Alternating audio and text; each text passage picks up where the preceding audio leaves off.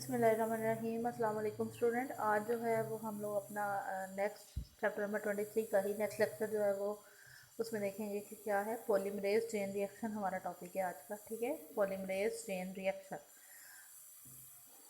इसमें ये जो प्रोसेस है इसमें होता क्या है। The technique in which DNA is copies many time bye enzyme DNA polymerase. ठीक है, ये वही वाला डीएनए पॉलीमरेज है जो रेप्लिकेशन में यूज़ हो रहा होता है स्टूडेंट्स। ठीक है, तो उसी एंजाइम को इस्तेमाल करते हुए जब डीएनए की टेस्ट ट्यूब में बहुत सारी कॉपीज तैयार की जा रही हों, यानी लेबॉर्ट्री में, ठीक है, तो उस रिएक्शन को हम कहते हैं polymerase chain reaction. Kary B Mullis develop polymerase chain reaction in 1983। ये साइंटिस्ट है, ठीक है, जिसने पॉलीमरेज चेन रिएक्शन को डेवलप किया था। पीसीआर इसकी एब्रीवेशन है। पीसीआर जो है वो है पी से पॉली और सी से चेन और आर से रिएक्शन। पीसीआर इसको शॉर्ट वर्ड में पीसीआर कह देते हैं। ठीक है, PCR produces millions of copies of single gene quickly in a test tube. PCR की मदद से टेस्ट ट्यूब में मिलियंस ऑफ कॉपीज जो हैं वो तैयार कर ली जाती हैं डीएनए की। ठीक है, जीन की, जिस जो हमारी रिक्वायर्ड जीन होती है। All other methods of developing multiple copies,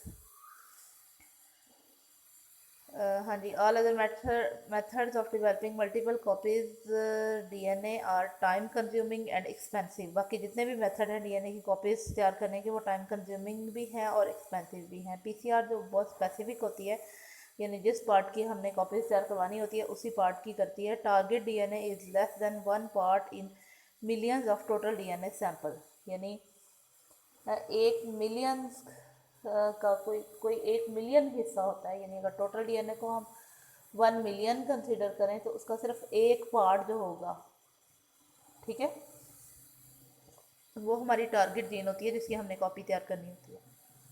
thus it can clone single human gene और स्मॉलर पीस ऑफ डीएनए। ठीक है, ये तो ये वाली जो टेक्निक है पीसीआर की टेक्निक, ये स्मॉलर उसको जीन को कर सकती है, कॉपी उसकी प्रोड्यूस कर सकती है। ठीक है, इसमें होता क्या है, फॉलोइंग मेथड जो है या मटेरियल वो इस पर टेक्निक में इस्तेमाल होता है। ये जो चीज़ें इस टेक्निक में इस्तेमाल होती हैं स्टूडेंट वो ये हैं। डीएनए पॉलीमरेज एंजाइम, प्राइमर, उसी तरह से जैसे रेप्लिकेशन करने के लिए प्राइमर, आपको याद होगा कि डीएनए पॉलीमरेज जो है वो रेप्लिकेशन खुद स्टार्ट नहीं करता, बल्कि उसको एक प्राइमर की ज़रूरत होती है। प्राइमर जो है वो स्टार्ट कर देता है, फिर उसके आगे कंटिन्यू जो है वो डीएनए पॉलीमरेज 3 करता है। हाई टेम्परेचर चाहिए होता है। और पीसीआर मशीन जिसमें ये कॉपीज़ जो है हमारी रिक्वायर्ड जीन की कॉपीज़ जो है वो तैयार हो रही होती हैं। डीएनए पॉलीमरेज जो है वो क्या कर रहा होता है, PCR takes its name from DNA polymerase. आपने पढ़ा है ना पॉलीमरेज चेन रिएक्शन, तो वो जो पॉलीमरेज है वो डीएनए पॉलीमरेज वाला पॉलीमरेज वर्ड है। DNA polymerase carries out DNA replication in cell. ये भी हम जानते हैं कि डीएनए पॉलीमरेज का काम जो है वो रेप्लिकेशन का प्रोसेस करना है सेल में। पीसीआर जो है वो एक चेन रिएक्शन है। DNA polymerase carries out replication again and again, therefore millions of copies of required DNA are produced. ठीक है, मतलब रिएक्शन जब स्टार्ट करते हैं तो वही प्राइमर, क्योंकि जीन हमारी सेम होती है ना, तो प्राइमर भी हम ऐड कर देंगे, डीएनए पॉलीमरेज भी ऐड कर देंगे, तो वो बार बार उसी जीन्स की कॉपीज कॉपीज प्रोड्यूस जो है वो होती जाएंगी मशीन में। ठीक है, पीसीआर मशीन जो है। अच्छा, उसके बाद प्राइमर एक चाहिए होता है। प्राइमर जो है, DNA polymerase does not start replication process, PCR machine requires primer DNA. Primer DNA has sequence of 20 basis. 20 basis का जो है वो प्राइमर होता है। वो प्राइमर रेप्लिकेशन स्टार्ट करता है और फिर डीएनए जो है वो these bases are complementary to target DNA. वो बेसिस जो है वो टारगेट डीएनए की कॉम्प्लीमेंट्री बेसिस होती हैं। Primers bind with the target DNA, start stand by complementary base pairing. Now DNA polymerase attaches and continues the process. ठीक है, primer attach हो जाता है कॉम्प्लीमेंट्री बेसिस के साथ और उसके बाद डीएनए पॉलीमरेज जो है वो प्राइमर से आगे जो है वो प्रोसेस स्टार्ट कर देता है। High temperature DNA polymerase extracted from Thermus aquaticus bacterium. ये बैक्टीरियम का नेम है स्टूडेंट, जिसमें से वो निकाली गई है। इसलिए थर्मस एक्यूटिकस की वजह से इस पॉलीमरेज को, जो कि पॉलीमरेज चेन रिएक्शन में हम यूज़ कर रहे होते हैं एंजाइम, उसको टैग पॉलीमरेज भी कहते हैं। टैग का जो टी है वो थर्मस वाले वर्ड में से आया और एक यू जो है वो एक्यूटिकस में से आया, बैक्टीरियम में से। ये एक बैक्टीरिया है जो कि हॉट स्प्रिंग्स, यानी एक्सट्रीमली हॉट स्प्रिंग्स जो होती हैं जिनमें ये रह रहा होता है।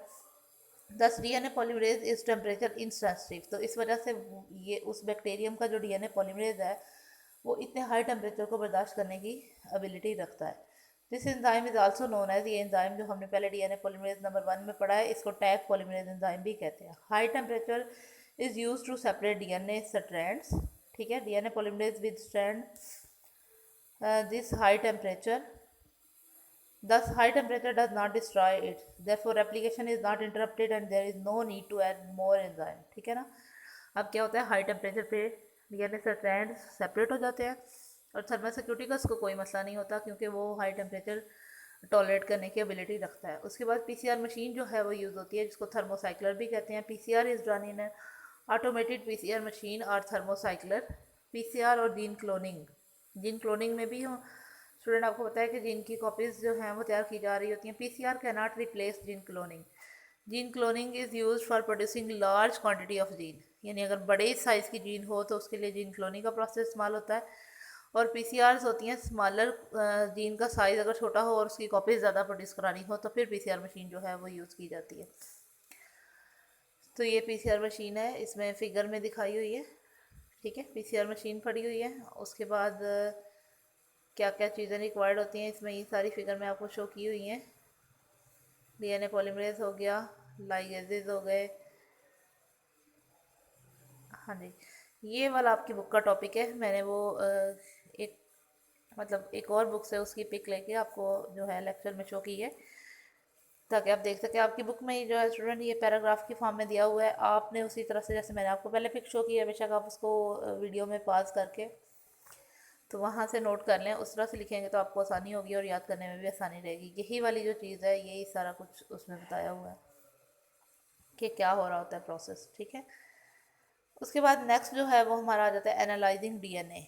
डीएनए को एनालाइज कैसे करना है, यानी एक पर्सन का डीएनए का पूरा डाटा हो हमारे पास, दूसरे का डीएनए का डाटा हो, तो डीएनए को एनालाइज कैसे किया जाता है। DNA fingerprinting is use to analyse entire genome of an individual, ठीक है। डीएनए फिंगरप्रिंटिंग के ज़रिए एक इंडिविजुअल का जो इंटायर जीनोम है उसको एनालाइज किया जा सकता है। इसके लिए कौन कौन से स्टेप्स हैं, सबसे पहले restriction fragment length polymorphism. Genome is treated with restriction enzyme.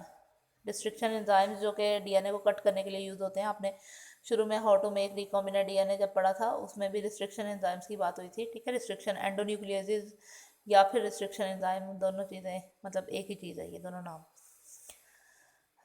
किसी भी इंडिविजुअल का जो जीनोम है उसको रिस्ट्रिक्शन एंजाइम्स के साथ ट्रीट किया जाता है, तो रिस्ट्रिक्शन एंजाइम जो है वो उसको मुख्तलिफ छोटे छोटे पार्ट्स में कट कर देते हैं और जो फ्रेगमेंट है वो कहलाते हैं रिस्ट्रिक्शन फ्रेगमेंट लेंथ पॉलीमॉर्फिज्म, ठीक है। उसके बाद पीसीआर की जाती है। DNA fragments are amplified producing copies by PCR. फिर वो जो छोटे छोटे पीसीज होते हैं उनको पीसीआर के जरिए उनकी कॉपीज़ तैयार की जाती हैं। जेल इलेक्ट्रोफोरेसिस का प्रोसेस होता है एक, उसमें से गुजारा जाता है जिसमें मुख्तलिफ ये वाला प्रोसेस मुख्तलिफ साइजेस के जो डीएनए पार्टिकल्स होते हैं उनको सेपरेट कर देता है, ठीक है। The fragments are separated by gel electrophoresis, it separates them according to their length, molecular weight और साइज। ये वाला जो प्रोसेस है उनकी जो restriction fragment length polymorphism, DNA के छोटे छोटे पार्ट्स होते हैं उनको उनके साइजेस के या मॉलिक्यूलर वेट के अकॉर्डिंग सेपरेट कर देता है। जेल इलेक्ट्रोफोरेसिस जो है उससे number of band of DNA fragments के बनते हैं, ठीक है। एक पट्टी सी बनती है, आपकी बुक में जो फिगर शो हुई है उसमें वो पट्टी सी दिखाई हुई है। These bands are much closest together, they appear like a smear, वो एक डब्बे की तरह शो होते हैं। अगर मैं आपकी बुक में ये वाली फिगर दिखाऊं स्टूडेंट, इस टाइप की ये फिगर शो हो रही है बुक में भी, ठीक है। ये एनालाइजिंग डीएनए ये बुक है, ये देखें ये दब्बे दब्बे से स्मीयर स्मीयर से शो हो रहे हैं। तो ये जेल इलेक्ट्रोफोरेसिस के बाद ये वाली चीज़ ये दब्बे से शो हो जाती है। उसके बाद probes, DNA probes are use to distinguish between different bands. These probes produce distinct pattern, this pattern is recorded on X-ray film. DNA probes इस्तेमाल करते हुए, उसके बाद प्रोब्स इस्तेमाल करते हुए जो है वो एक्सरेज पैटर्न पे एक किस्म का उन धब्बों का पैटर्न सा जो है वो बना लिया जाता है, ठीक है। डीएनए यूजेस क्या है डीएनए एनालिसिस के, यानी ये जो हम डीएनए एनालाइज कर रहे हैं, एनालाइजिंग डीएनए के मुख्तलिफ बीमारियों की स्टूडेंट तशखीस के लिए, एक तो यानी एक नॉर्मल पेशेंट का हमारे पास डीएनए है, हमें पता है कि अगर इस पेशेंट को ये डिजीज़ नहीं है तो नॉर्मल डीएनए इस तरह का होना चाहिए।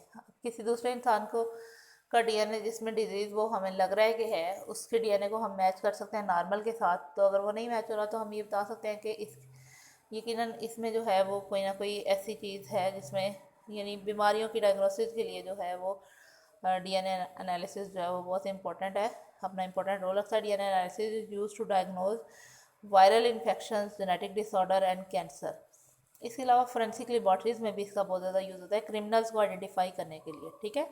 यानी अगर किसी पे कोई क्रिमिनल अटैक करता है और वो यानी शख्स अपने बचाव के लिए, मेल या फीमेल है जो भी है, वो अपने बचाव के लिए उस क्रिमिनल के नाखून मारता है या उसके बाल खींचता है, तो कोई बाल का ज़रा क्रिमिनल के या फिर क्रिमिनल का ब्लड या स्किन का कोई पार्ट या कोई ऐसी चीज़ अगर क्रिमिनल की रह जाती है उसके ऊपर, पेशेंट के ऊपर के जिसको मारा गया है, ठीक है ना, तो वो उससे क्रिमिनल का डीएनए डाटा लेके, और अगर हमारे पास सब इंडिविजुअल्स का डाटा डीएनए फिंगरप्रिंटिंग के ज़रिए हासिल किया गया हो तो उसके साथ मैच करके ये आइडिया हो सकता है कि जिसके साथ वो मैच हो रहा है डीएनए, ठीक है ना, इसका मतलब है कि वो है यानी वही बंदा क्रिमिनल है।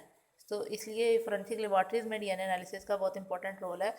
DNA from sperm of suspected rapist is analysed, it identify the rapist, ठीक है, रेपिस्ट को आइडेंटिफाई करने के लिए यूज़ होता है।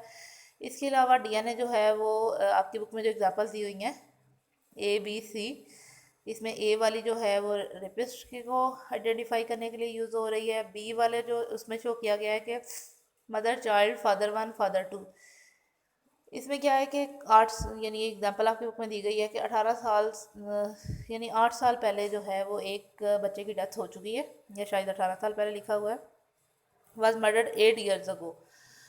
8 साल पहले एक बच्चे की डेथ हो चुकी है, ठीक है।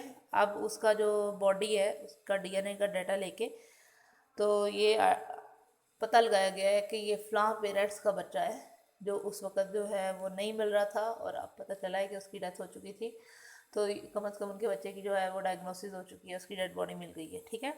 इसके अलावा एक क्रिमिनल जो कि C वाली फिगर है उसमें ये दिखाया गया है कि एक मतलब फीमेल पे कोई क्रिमिनल अटैक करता है, फीमेल उसको खरोचती है, नाखून वगैरह मारती है, लेकिन वो क्रिमिनल उसको किल करके चला जाता है, ठीक है। अब वो नाखूनों में से जो फोरेंसिक लैब्स वाले हैं वो क्या करते हैं, उसके नाखूनों में से उस क्रिमिनल का ब्लड या जो भी चीज़ होती है वो लेके उसका डीएनए फिंगरप्रिंटिंग के जरिए एनालिसिस कर डीएनए एनालाइज करते हैं उस डीएनए को, और उस डीएनए को बाद में अपने जो सस्पेक्ट्स हैं जिस पे शक होता है कि हो सकता है इसने मारा, हो सकता है इसने मारा हो, ठीक है, सस्पेक्ट्स का डीएनए लेके फिर मैच करेंगे सस्पेक्ट्स के डीएनए को और के डाटा को, और वो जो वुमेन के नेल्स में से निकाला गया था डाटा उसके साथ मैच करेंगे, तो जो यानी ज़्यादा करीबी डाटा मैच हो जाएगा तो पता चल जाएगा कि ये वाला जो सस्पेक्ट है यही असल में मुजरिम है, ठीक है।